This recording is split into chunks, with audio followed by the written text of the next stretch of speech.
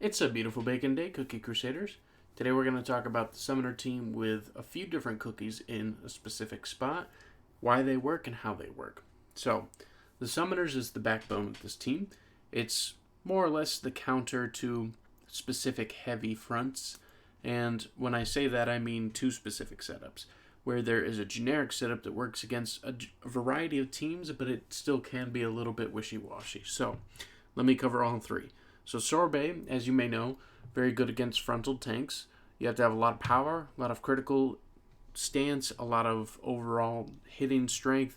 But the thing is, with high damage resistance fronts, sometimes Sorbet isn't always enough.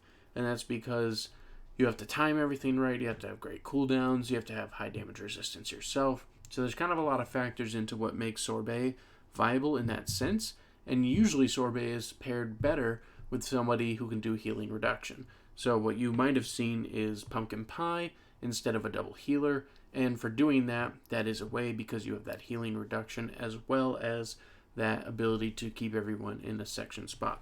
So really, if you're going to run this team, you're going to probably want to run pumpkin pie or black pearl instead of one of the healers, preferably not using the BTS cookie because you want the power from the pin cushion to really be utilized by at least 3 summoner cookies. If you don't, then you're honestly not really needing to run the pin cushion. Yes, it's good for the power, it's good for the strength, but if only 2 cookies are utilizing it, you're really kind of missing out on the whole point of what the pin cushion does. And then you can just use the feather at that point. So the secondary team that people are not running as much, but I think honestly runs a little bit stronger, is with Clotted. And then the third team, which is the one that I normally run, is with Black Pearl, because Black Pearl does have that healing reduction, as well as can kind of avoid some of that early pressure with that high cooldown. So, let me show you what each of the 3 teams does. We'll go through real quick of the toppings and show you the differences. So it's critical focus on Crunchy, especially because that is taking advantage of the critical damage boost and critical percent boost from Oyster. High cooldowns from Oyster, trying to just get all those soldiers as maxed out attack as possible. Good damage resistance and cooldown from Cotton. Good cooldown and overall crit percentages and amplify buff on the BTS cookie.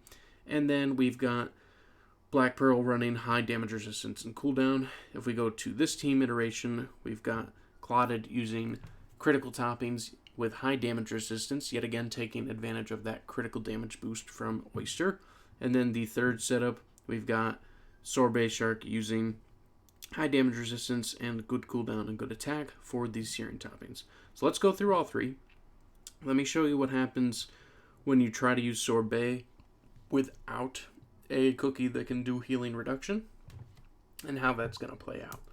So as you can see, the top 5,000 player here, overall, Sorbet is going to do really good because against 2 tanks here, which is Purple Yam and Financier, but it is still susceptible to quick takedowns and critical strikes on Sorbet, so it's not perfected for that reason. But having that dual healer like we do, instead of using Pumpkin Pie or Black Pearl, we are prolonging the life of our summon cookies, thus having more summons come out. So as you can see, even though we've lost all cookies, we have the BTS cookie healing our summon units. So this works, and most of our damage is really Oyster and Crunchy Chip. They're really the heavy carries of the summon team, and that's why they're built with a critical focus. So it does work with Sorbet, but they were the heavy carries. Now, if we move over to Clotted instead, we'll fight a couple different teams to make sure we get some good results here. We have Clotted specifically getting boosted on the critical end from Oyster, and the nice thing about what Clotted does is in the skill, Clotted gives himself damage resistance. So that means if you've already got good substat damage resistance, in addition to the skill, you're going to getting more protection, which means more frontal tank abuse like we're getting right now. Like you can see, everyone's died from the counters on the other team except our Clotted because of that high damage resistance, both from the substats and from the skill itself. And so we're putting a lot of pressure on the enemy team because of that. Now, they do have an insignia here, which is activating, so that is giving them the advantage to still stay alive. If they didn't have the insignia, we could have definitely taken that. You can see the damage was pretty well balanced between our Crunchy and our Clotted, abusing that Oyster's critical damage increase. Their Caramel Arrow and their Clotted did very well. They had a boost from their Financier on their Clotted, so that was a very powerful and blended team. Very good overall. Technically, it had 2 good counters against us, which is Clotted and Black Pearl. They're an anti-summon team, so that was a great thing to see right there. Now, if we go over to the Black Pearl team and we try this, you're going to see it a little bit differently, because what's going to happen is we're going to have Black Pearl get over there, put everyone in a very easy to defend line, and Crunchy's going to really just eat up at that frontal point. The problem is, and this is the biggest crux, if you can get Oyster with high damage resistance and perfect cooldown, you've got a really mean setup that can probably contend with a lot of teams.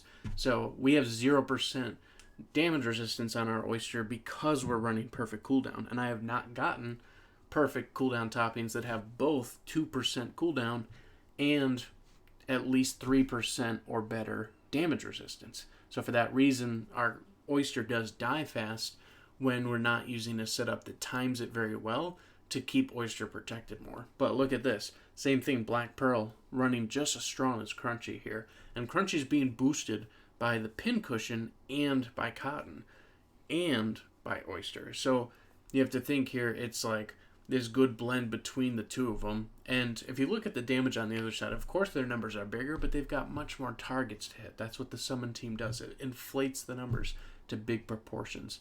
So it's really hard to get accurate results if you're looking in a traditional comparison style. But overall, it does really good. And as you can see, our double heal setup is really good for not only keeping the team alive, but it's also good because the BTS cookies gives us that stun resistance so that we can just keep summoning creatures and keep pushing out. Now, you can bring another summon unit in here if you really want to, but it's going to be tough because the 3 units here, Black Pearl, Clotted, and Sorbet, they're all doing specific things against the metas, and they're all doing their cogs and parts to help you counter those specific teams. So if you really bring another summon unit in, unless they're going to do what these guys are doing, it's not going to be beneficial. So you could, in technical terms, put Pumpkin Pie in instead of Black Pearl, but you're not going to get area damage. You will still get that healing reduction, but not area damage. If you put Snow King instead of Clotted, you do get the area damage, but you don't get tank removal and you don't get damage resistance protection. And if you put in, let's say, Licorice instead of Sorbet, you will get extra defense on your cookies and extra bodies to hit, but you won't have those just eating away at tanks at the front point. So really, that's why it's like a kind of pseudo-summon team. And for me to even call it a summon team, it needs to at least have 3 summon cookies. If it doesn't have at least 3, I don't run the Pincushion. If it only has 2, I'm not taking a big enough benefit from doing so. And it's, in my opinion, not a summon team at that point. It's just using summoners in a different type of team. So hopefully this is helpful for you guys. Use it against the meta. Use it to counter and battle your way through. Either of these renditions will do pretty good for you. Honestly, I think these 2 are going to be your best because they're a legendary and super epic cookie, so they're technically going to run just a little bit stronger than an epic. So consider that in your setup. But maybe you haven't unlocked those cookies. So Sorbet's your next pick choice. Either way, I hope this has been a useful video for you guys, and let me know in the comments what you think. Have a wonderful day.